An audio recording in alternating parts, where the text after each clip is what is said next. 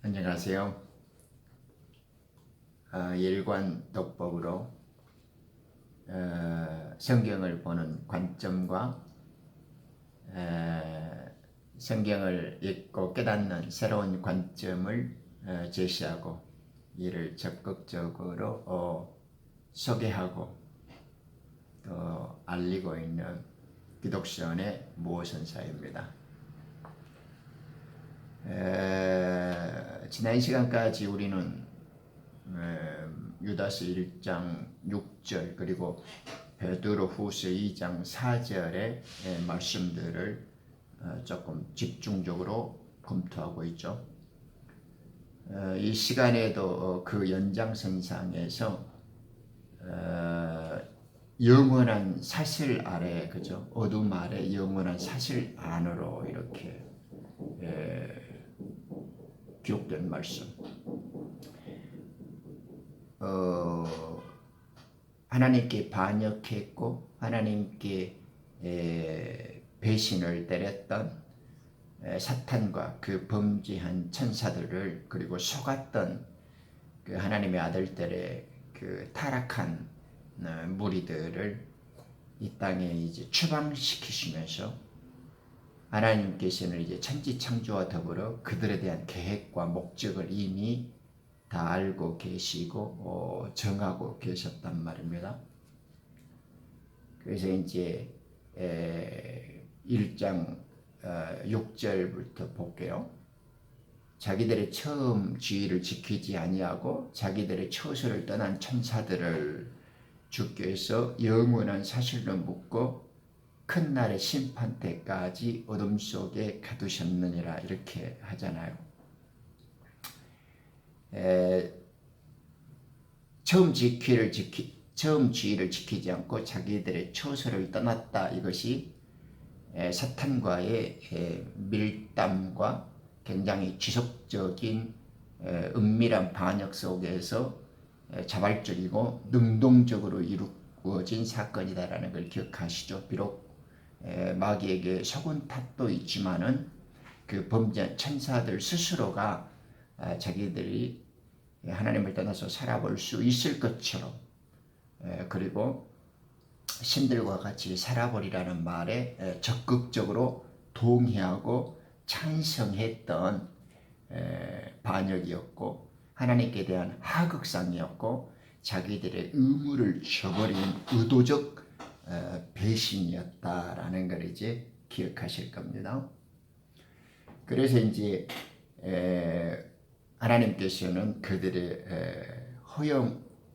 그들의 반역을 이제 정한 기간 내까지는 이제 허용해 주고 시간과 공간이라는 이 물질 세계에 따로 마련을 해서 이제 이제 감금을 이제 시킨 것입니다.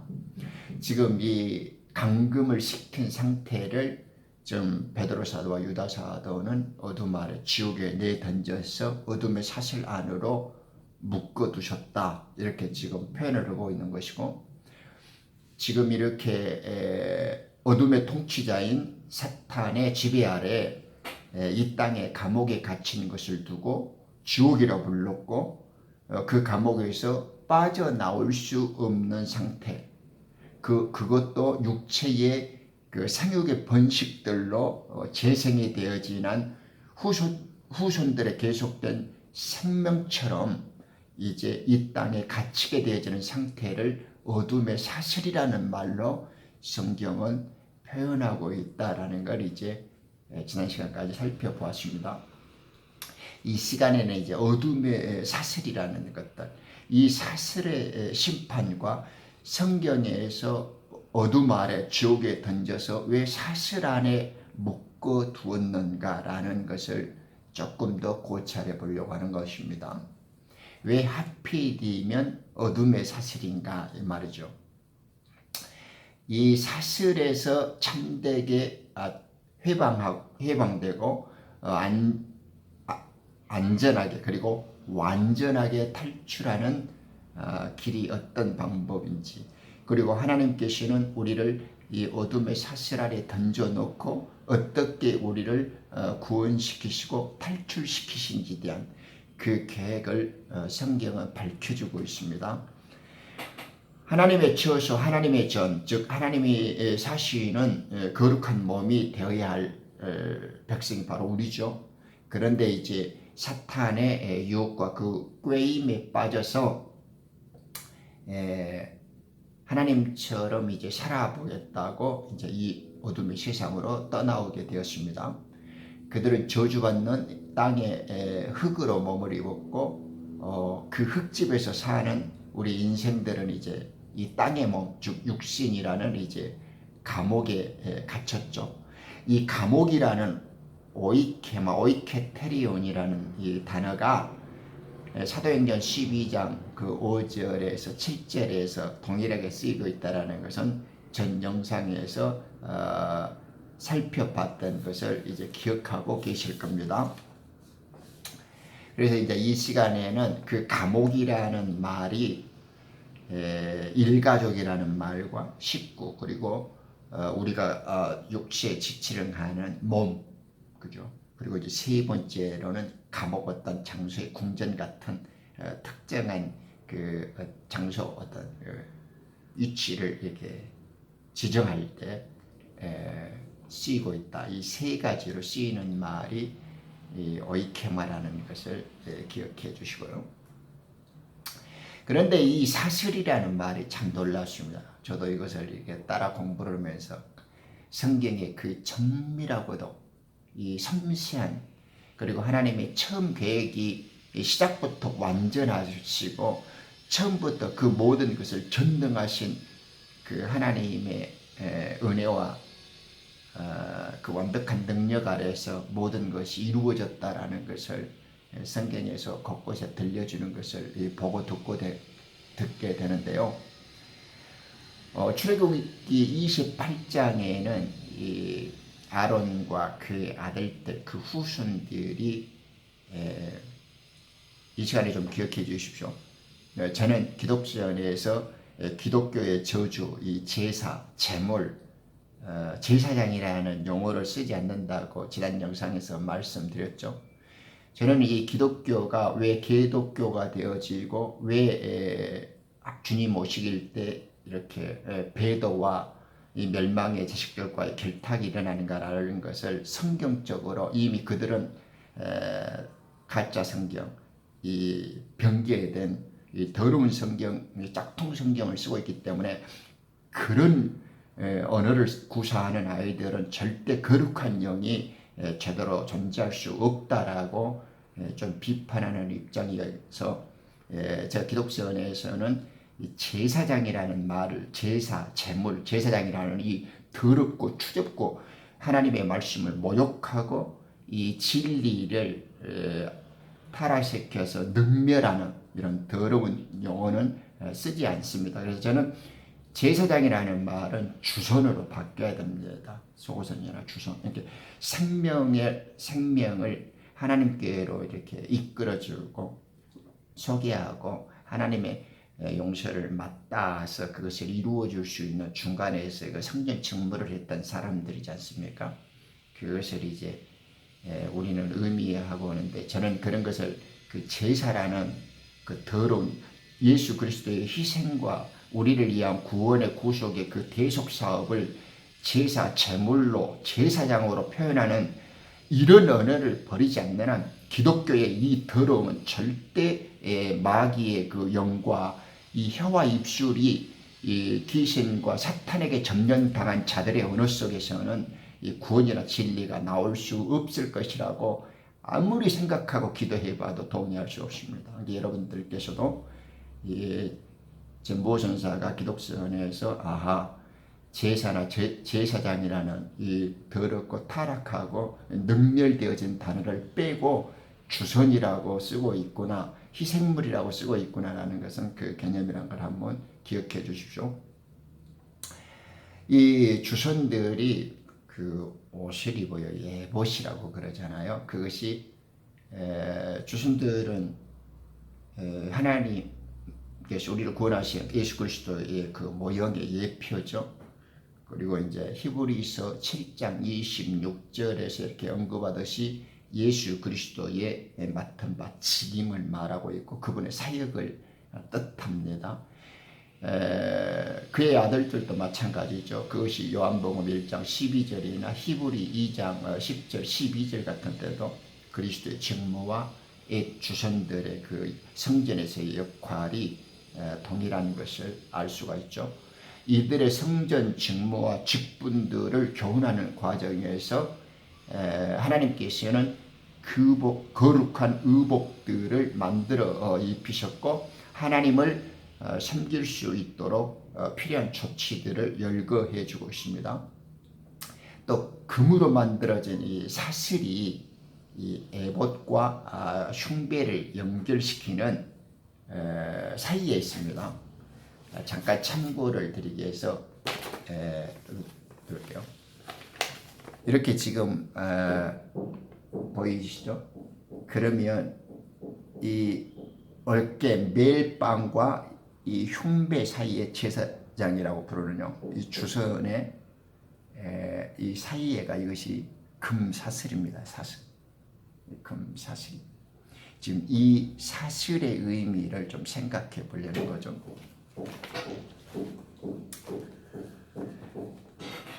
이 주선들이 지니고 있어야 할 그 의복과 장신구들은 마음대로 할 수가 없고 성경이 하나님께서 지정해 주시고 정하신 방법과 그 순서를 따라야 했습니다. 이 중에 하나라도 빠지는 것이 있으면 그는 성전 직무자라는 그 직분을 맡을 수가 없었고 바로 죽임을 당했죠. 자격 상실이고 직무 태만이고 곧 월권 남용이 되어서 하나님께 드리는 예배자로서의 탈락을 의미합니다. 하나님께서 정한 방법이 아니면 임의대로 할 수가 없는 것이죠. 금사슬에 대한 본래 의미를 밝히 알기 위해서 주선들의 옷과 멜빵 그리고 이 보석으로 새겼던 흉배들에 대해서 간략히 살펴봅니다. 이 에봇은 주선으로 백성들의 죄를 중보하고 그들을 위한 희생을 드리면서 거룩하고 영화롭고 아름답게 하기 위한 것이죠. 그것은 마음에 지혜 있고 지혜로운 영으로 채운 자들이 만들었습니다. 출애굽기 28장 3절.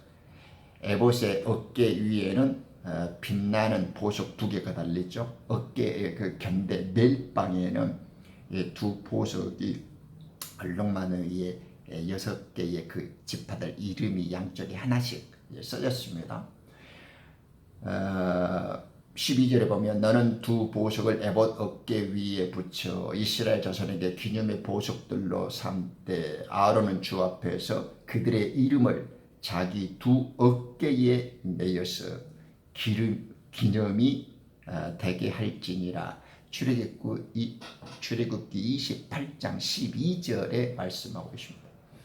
그러니까 이 주선들의 어깨의 견대에는 그 두 보석 사이에 6지파씩 이름을 새겨가지고 어깨에 매게 만들었습니다.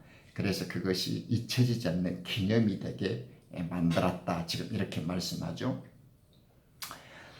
그러니까 두 어깨에 매는 멜빵과 같이 건조하게 정밀하게 붙여서 보석을 두 견대 멜빵 위에다가 새겼습니다. 이스라엘 12지파의 이름을 한쪽에 6지파씩 이름을 새긴 거죠.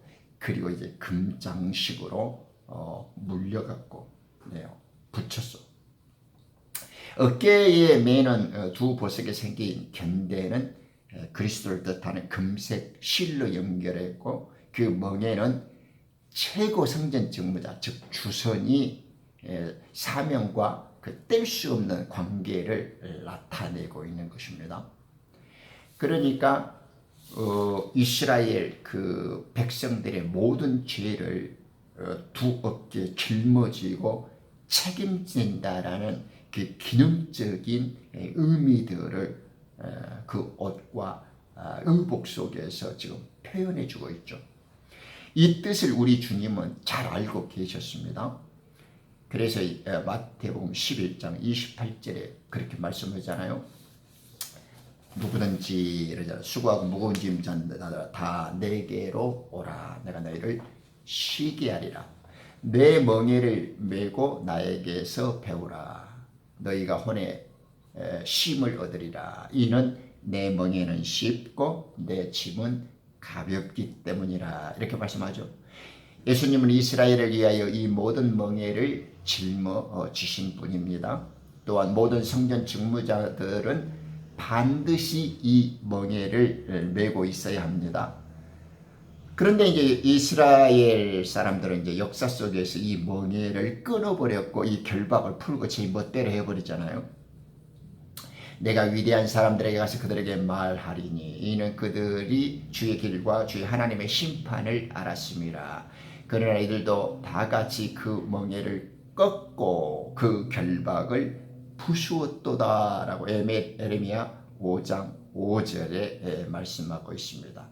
우리는 이 견대, 이 멍에를 떼어내서는 절대 안 됩니다. 오늘날 우리들도 지금은 이렇게 직임을 맡는 주선들과 같은 예수 그리스도의 구원의 피를 얻어서 우리가 이제 왕국 백성이 되어진 자들은 다 성전 직무자가 되어 있잖아요. 우리는 하나님의 영이 거하시는 주의 전이 되어 있고 또 우리들의 역할은 이제 성전 직무들 하나님의 영을 모시고 하나님과 거룩하게 만나야 할 존재들이 이제 다 되어져 있죠.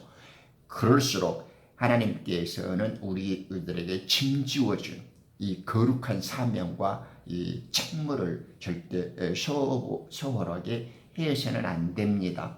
주님이 맡겨주신 그 일들을 잘 감당을 해야 되고 또 이런 예수님 전에 그 성전에서 있었던 그런 역할과 책임들을 보면서 우리들이 어떻게 살아야 할 것인가라는 걸 더 깨닫죠. 그리고 예수님이 우리를 위해서 이런 일을 하셨었구나라고 더 자세히 알게 되어지고 있죠.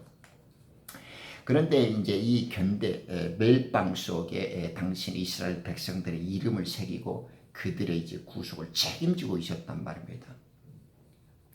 그런데 이제 무엇을 짊어지려고 예수님께서 그러셨냐? 그것은 두 어깨에 매서 이제 기념이 되게 했다고 12절에서 말씀하잖아요. 이스라엘 아들들을 기념 보석같이 품에 품고 그들에 대해서 멍에를 메고 있기 위한 것이죠. 그죠? 우리 주님은 이미 하늘나라에서 반역을 통해서 이 땅에 이 물질 세계에 그들을 구속시키고 마귀의 손 아래 내어 맡길 때부터 당신의 백성들을 어떻게 다시 찾아오실 건가를 잊어버린 적이 없고 처음부터 절대 그것을 잊지 않고 그 기억해서 당신의 백성들을 구속시키실 것을 이미 다 알고 계신 거죠. 이처럼 그 주선에게는 이스라엘의 아들들이 호마노와 같습니다. 이 결병맨대의 보석은 호만으로 되어 있어요. 얼룩만으로 되어 있거든요. 그러니까 이스라엘 백성들은 하나님께 보석 같은 자들입니다. 귀한 자들이죠. 보석이 아름다움의 극치잖아요. 그죠? 이 귀한 아름다운 돌이 보석이지 않습니까? 주님은 이제 진짜 귀한 돌 산돌이시고 그들과 함께 주님과 함께 산 우리 백성들, 우리 구원받는 성도들도 보석 같은 빛나는 존재죠. 이스라엘의 아들들이 이와 같이 아름다움을 뜻하는 것이죠. 그래서 그들로 만들어진 천국이 그렇게도 아름다운 것입니다. 계시록에 보면 천국은 온통 그 예루살렘 도시는 보석으로만 만들어져 있잖아요. 그 에덴 동산에도 그 농사를 짓는 보석의 재료들이 가득했듯이 성도들은 보석에 새겨진 보석같이 아름다운 자들입니다. 서로가 귀한 거죠. 그러니 보석같이 귀하게 여기고 마땅히 존중해야 할 이유들이 바로 여기에서도 보이고 있습니다. 이번에는 가슴에 붙이는 그 주선들의 가슴 위에 그 의로움의 흉배가 있잖아요. 흉배에 대해서 알아보겠습니다. 이렇게 가슴에 네모진 모양의 가리개로서 에봇 짜는 방법과 같이 하고 이 장과 가로를 세로 높이가 한 뼘씩 두 겹으로 네모 반듯하게 만들었습니다. 네 줄로 보석을 물리게 하고 이 보석들에는 이스라엘 아들들 이름을 새겨서 흉배 위에 붙이기 위한 것이죠. 기억하시죠? 이렇게 지금 의로움의 흉배가 가슴 앞에 붙여 있죠. 세 개씩 네 줄로 이스라엘 지파 이름들을 새겼습니다. 그러니까 이스라엘이라고 하면 하나님의 모든 아들들이죠. 최고 성전 직무자의 흉배 속에 그 이스라엘의 모든 백성들의 그 이름이 들어가 있는 거죠. 믿음 안에서 사는 최고의 사람이라면 이 하나님의 마인드를 심장에 채우게 되어 있는 것입니다. 그러기에 사도 바울은 에베소 교회에 편지할 때 진리로 너희 허리띠를 두르고 의로움의 흉배를 붙이고 이렇게 붙이죠. 에베소 6장 14절에요. 여러분들께서는 이렇게 주선들의 가슴에 붙여 있듯이 주의 진리로 허리띠를 졸라매고 주의 의로움으로 이렇게 가슴에 심장에 이렇게 마인드를 꼭꼭 채웠습니까? 우리의 가슴에는 우리의 내장에는 항시 하나님의 진리와 하나님의 의로움이 살아나야 합니다. 내 주 예수 그리스도를 아는 것이 가장 중요하기에 모든 것을 배설물로 여겼던 사도 바울은 그리스도 안에서 발견되어지는 삶을 일생을 살았죠. 그것은 율법으로 말미암지 않고 오직 믿음을 통하여 하나님께로서 난 의로움이었죠. 빌립보서 3장 9절에 사도 바울이 자기 행위와 자기 자랑을 하는 사람들을 개들이라고 부르고 있죠. 그것은 우리의 행위로 근거하지 않기 때문에 자랑도 하지 않지만 그것은 또한 훼손당하거나 무너지지도 않는다는 뜻입니다. 나의 의로움은 내 것이 아니라 전적으로 그리스도의 것입니다. 여기에는 자랑이 없고 절망도 없습니다. 예수 그리스도로 통하여 의로움의 흉배를 붙일 뿐입니다. 이것이 없으면 자랑하고 남을 정죄하고 스스로 절망하게 되죠. 이런 사람은 사탄의 괴계를 이길 힘이 없습니다.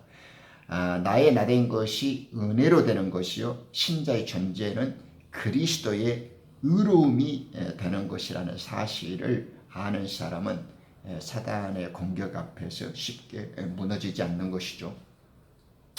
너는 금장식들을 만들고 양 끝에 순금으로 두 사슬을 만들어 그것을 꼬아서 그 꼰 사슬을 그 장식들에다 고정시킬지니라 하고 출애굽기 28장 13절 14절에 말씀합니다.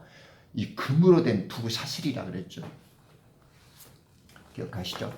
이 어깨 흉배와 그 어깨 멜빵 사이에 두 양쪽 어깨에 내려진 두 금 사슬이 있습니다. 어깨 멜빵 견대와 의로움을 의미하는 그 흉배 사이에 이 두 어깨로 내려오는 사슬이 금으로 된 사슬이 두 가닥이 붙어 있습니다. 이 성전 직무자의 어깨에 있는 견대와 가슴에 있는 흉배를 이 양쪽에서 단단하게 연결시켜 주는 것이 바로 금사슬입니다. 날마다 성전에서 이스라엘 백성들의 죄를 중보했던 주선은 백성들의 죄짐을 그 어깨에 멍에로 메고 있었죠. 네, 어깨에다 메고 있었습니다. 이스라엘의 백성들을. 그 심장에는 진리와 의로움이신 하나님의 은혜를 담고 있었죠. 백성들의 그 죄를 기념하고 있었고 백성들의 의로움을 위하여 호소하고 있었던 것이 성전 직무자 이 주선들의 할 일이었고 그들에게 맡겨진 최고의 직무였습니다.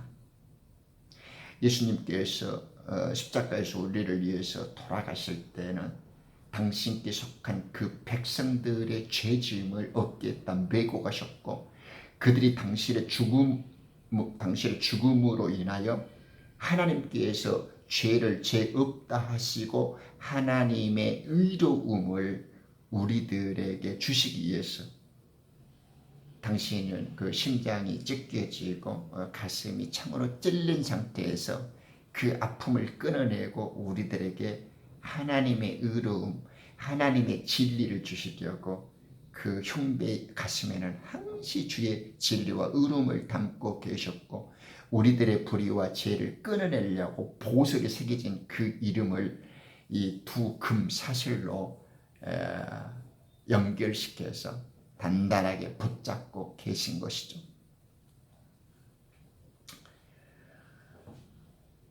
이스라엘의 백성들의 그 죄를 중보하셨던 예수님은 그렇게 백성들의 죄짐을 어깨에 멍에로 메고 계셨고 또 그 심장에는 의로움이라는 그 하나님의 은혜를 담고 있었던 것입니다.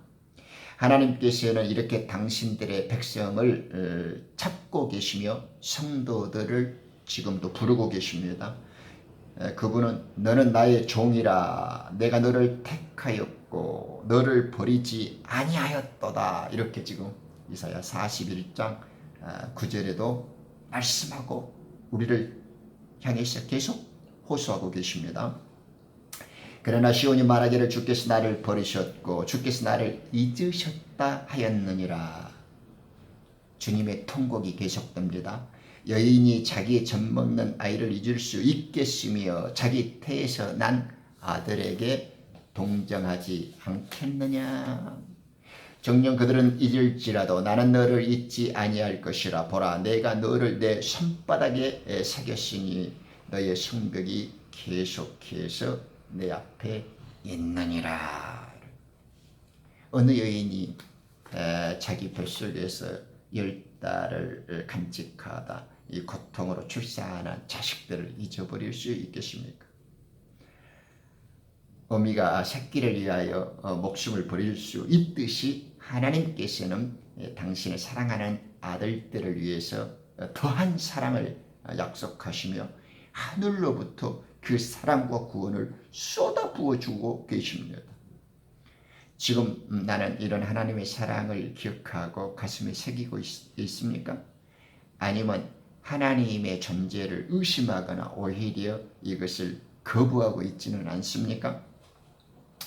저는 가끔씩 예전에 하나님께서 어떻게 이 많은 당신의 천사들이나 하나님의 백성들을 다 기억하실까 이렇게 생각할 때가 많이 있었습니다. 상상을 할 때가요.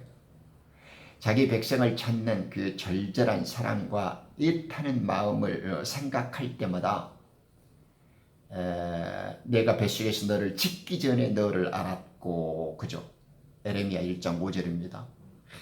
하나님의 사랑 가슴 벅차지 않습니다. 우리들이 엄마 뱃속에서 나오기 전에 이미 주님은 다 알고 왜 우리는 고향에서 옛날 하늘 왕국에서 하나님과 함께 살았잖아요. 그러니까 하나님께서 우리 육신의 엄마 뱃속으로 태어나오기 전에 이미 하나라서 같이 살았기 때문에 다 알고 계시죠. 성경에 이런 표현들 많죠. 태중에서 내가 엄마에서 나오기 전에 내가 너를 알았다는 표현들이 내가 뱃속에서 너를 짓기 전에 너를 알았고 내가 태에서 나오기 전에 너를 거룩하게 하였고 너를 민족들의 선지자로 정하였느니라. 나는 이런 그 많은 비슷한 구절들을 볼 때마다 이런 생각들이 더 궁금했습니다. 그러다 어느 날 하나님께서 저의 뒤통수를 날려주셨는데 주 하나님께서 땅으로부터 들의 모든 짐승과 공중의 모든 새를 지으시고 아담의 아담이 어떻게 그들을 부르는가 보시려고 그들을 아담에게로 데려오시니 아담이 모든 생물을 무엇이라고 부르든지 그것이 그 이름이 되었더라라는 것이 창세기 2장 19절에 나오죠. 그때 그러시라고 아담을 보라. 제 자신이 만들지 아니한 모든 생물들의 이름들도 이렇게 무엇이라고 불러서 아는데 온 우주의 창조자가 더군다나 내가 사랑으로서 내가 아파서 이렇게 내가 말씀으로 짓고 창조한 이들을 내가 그 이름을 기억하지 못하고 그들이 누구인지를 모르겠니? 네, 그래서 참 많이 가슴 벅찼을 때가 있었습니다. 하나님께서는 아담을 통해서 그 이름을 지었고 불러주고 그 존재를 육신으로도 이렇게 확인해 주셨는데 천지를 지으신 전능하신 하나님께서는 별들도 부르시더니 너희 같은 그 사랑하는 존재들을 내가 어찌 잊어버리지 않고 기억하지 않겠느냐 이렇게 말씀해 주실 때 주께서 예루살렘을 지으시고 이스라엘에 흩어진 자들을 함께 모으시죠. 주님은 절대 당신의 품속에서 떠난 당신의 아들들, 당신의 왕국 백성들을 부르시고 잊지 아니하십니다. 마음이 상한 자들을 고치시고 그들의 상처 또한 싸매어 주시죠. 4절에 그가 별들의 수를 헤아리시고 그들 모두의 이름으로 부르시는도다. 네. 주님은 위대하시고 큰 능력을 지니셨고 그의 명철은 무한하시도다. 시편 147장 2절에서 5절입니다. 나의 힘이여 구주시오 생명이신 하나님께서는 별들의 수를 헤아리시고 그들을 모두 그들의 이름으로 부르시는 분이답니다. 어떻게 여러분들은 그 바다의 모래 같은 것들을 구분하고 셀 수도 없지만은 그것을 만약 구분하고 셀 수 있다고 해도 그 하나하나 이름을 어떻게 붙이고 그 모래 하나하나의 이름을 어떻게 기억할 수 있겠습니까? 그렇지만 하나님은 이 하늘의 별들 수를 다 헤아리시고 그 이름을 하나하나 부르신대요. 나는 그때 정말 얼마나 벅찬 희열을 느꼈으면서 죄송한 마음을 가졌는지 모릅니다. 이분이 바로 자신의 아들들을 찾고 당신의 백성들을 반드시 찾고 말겠다고 당신 스스로 약속하고 맹세하시는 나의 구주, 여러분들과 우리의 하나님, 전능하신 거룩하신 하나님 아버지이십니다.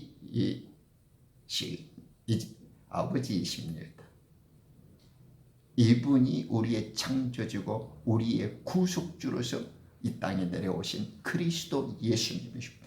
그래서 우리 주 예수 그리스도라고 우리는 고백하는 거죠. 성경은 가족의 사랑을 담은 시죠. 고향의 그리움을 전하는 편지입니다. 온 우주의 왕이신 하나님 아버지께서 백성들에게 잃어버린 왕국의 영광을 선포하는 안내 말씀이고 그 선포 헌장입니다. 제가 자주 쓰는 용어입니다.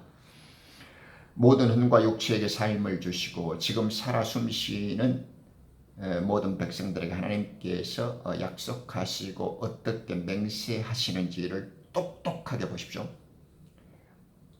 약탈물을 용사들로부터 빼앗을 수 있으며 적법한 포로들을 건져낼 수 있겠느냐. 그죠? 주가 이같이 말하노라. 용사의 포로들도 빼앗길 것이요 포악한 자의 약탈물도 건져내게 될 것이니 이는 내가 하나님께서 너와 싸우는 자와 싸워서 내 아이들을 구해낼 것임이라. 그렇죠? 내가 너를 억압한 자들로 자기들의 살을 먹게 하며 그들로 자기들의 피로 향기로운 술같이 취하게 하며 모든 육체로 나 주가 내 구주요 내 구속주며 야곱의 능하신 분인 줄 알게 하리라. 이사야 49장 24절에서 26절 말씀입니다. 성경을 붙들고 살아온 시간부터 오늘날까지 멈추지 않는 유일한 것은 눈물뿐입니다. 저는 그렇게 생각합니다. 도대체 왜 하나님께서는 자신의 피를 온 땅에 쏟아가면서 그리고 자신의 모든 것을 희생해서라도 그 아들들, 당신에게 속한 백성들을 반드시 이렇게 찾겠다고 스스로 약속하고 다짐하고 맹세하고 하늘과 땅을 불러서 이렇게 선포를 하고 호소하는 겁니다. 내가 반드시 나의 아들들, 내 백성들은 잊지 않고 기억해서 내가 찾고 말겠다. 나는 구주고 너희의 구속자고 나의 전능한 자다. 내 손에서 뺏어갈 자가 없고 내 손에서 탈칠 자가 없다. 어떤 자라도 내가 그것을 뺏어내며 내가 그것을 제압하고 그 억압으로부터 내가 끊어내서 반드시 구출하고 구속하고 구원시킬 것이다. 어떻게 하나님의 계획과 그 사랑을 다 전달할 수 있겠습니까마는 배에서부터 내게 안겼으며 태로 바다는 보십시오. 하나님께서 우리는 하나님이 우리를 배에서 안 낳았다라고 말할 수 있을런가 모릅니다. 아닙니다. 아담의 죽음으로부터 여자 아담 즉 이브가 나왔고 교회가 탄생되었듯이 우리 주님은 배에서부터 나를 안겼고 태로부터 받아냈다고 말씀하잖아요. 그죠? 야곱의 집과 이스라엘 집의 모든 남는 자들아 내게 경청하라. 내 말을 들으라. 너희의 노년에 이르러서도 내가 그니 백발이 될 때까지도 내가 너희를 품을 것이요 내가 지었으니 내가 안고 품을 것이며 너희들을 건져내리라. 이사야 46장 3절 4절. 우리 하나님은 너를 품을 것이고 내가 다시 안을 것이고 반드시 건져낼 것이다. 이 어둠의 사슬에서 죄악의 짐과 그 멍에로 간직했던 당신의 백성들을 그들을 깨우치고 그들을 다시 거룩하고 흠이 없는 백성이 되게 하려고 이 땅의 포로 수용소에 보냈지만은 이 주선의 어깨에 있는 멜빵의 견대처럼 얼룩만 호마노로 보석을 그 이름들을 새겨서 당신이 책임지고 계셨고 의로움의 흉배로 그 심장에 새기고 계셨던 당신의 아들들을 절대 잊지 아니하고 내가 끝까지 책임을 지겠다.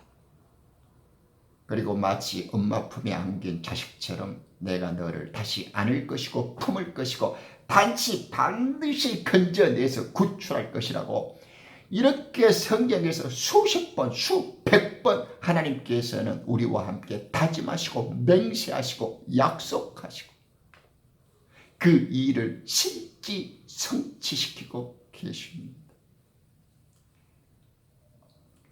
자신이 직접 창조했고 아들로 삼았던 그 범죄한 천사들이 사탄의 미혹을 빠져 이 어둠의 세상 가운데로 던져지게 되었을 때부터 하나님께서는 이 모든 일의 그 처음과 끝을 다 아시고 계셨고 그 계획대로 이루시고 계십니다.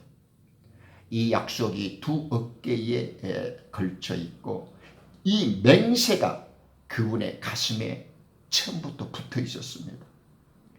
그리고 이 뜻이 순금으로 만들어진 두 금사슬에 연결되어서 하나님께서 심판 때까지 가둬두신 것이죠.